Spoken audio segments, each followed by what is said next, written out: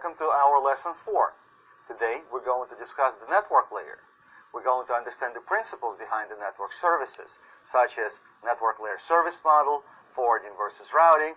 We're going to look at how the router works. We're going to understand the path selection, and we're going to discuss broadcast and multicast. Specifically, we're going to look at the virtual circuits and the datagrams and compare those two together. We're going to discuss IP protocol and routing algorithms, things like link state, distance vector, and hierarchical routing. We're finally going to actually discuss the routing protocols that are used today on the internet, RIP, OSPF, and BGP. And now, click on this couple of links to take a look at what the router actually looks like and the definition of the router. So, what is the network layer? Well, our transport segments come from the top down to the network layer. They get encapsulated into the IP packet and moved across the network. It's important to remember that network layer exists in every single device. Our application protocol layer and transport layer only exist in hosts, if you remember, but the network layer is everywhere in our routers, in our devices, in every single device on the network. The router examines the header of the IP packet and determines the path through the network. There are two key network layer functions that exist. One is called forwarding and another one is called routing. Forwarding means that we move the packets from the router inside interface or incoming interface into the outgoing interface. And routing determines the path through the entire network of the packet.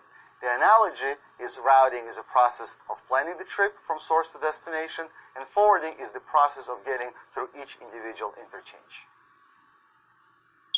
Let's take a closer look at the interplay between the routing and forwarding.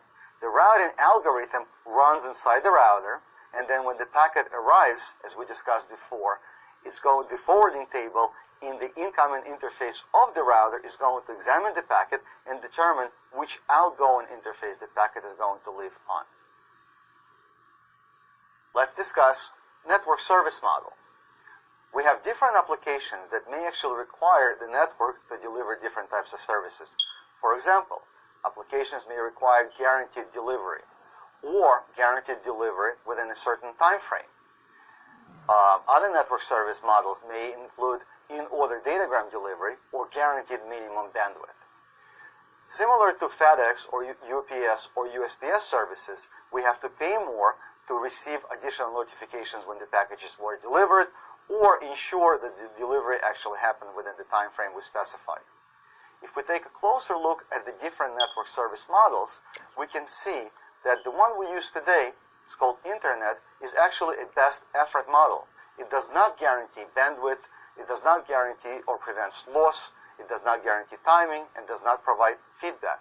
Those services are provided, as we learned in the last lesson, by TCP protocol. However, on the network level, there are different architectures, such as ATM, asynchronous transfer mode, that have built-in capabilities to provide those type of services. For example, ATM has a function called CBR, constant bit rate, which will provide specific bandwidth guarantee on a network level, or variable bit rate that will provide other types of services.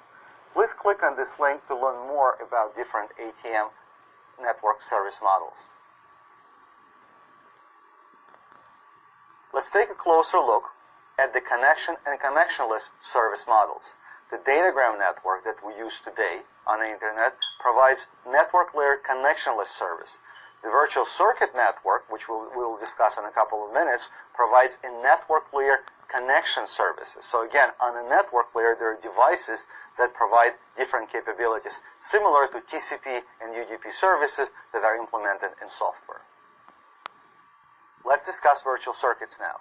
The source-to-destination path behaves similar to a telephone network, where, if you recall from the old days, you would pick up the phone and the call will then get delivered to your destination, and all of the devices across the path of that call would allocate bandwidth and resources to carry that conversation. So the virtual circuit exists as long as that call is happening.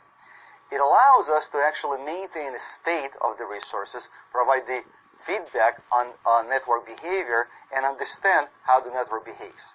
But virtual circuit networks, both in a telecom world and in data world are very expensive to maintain.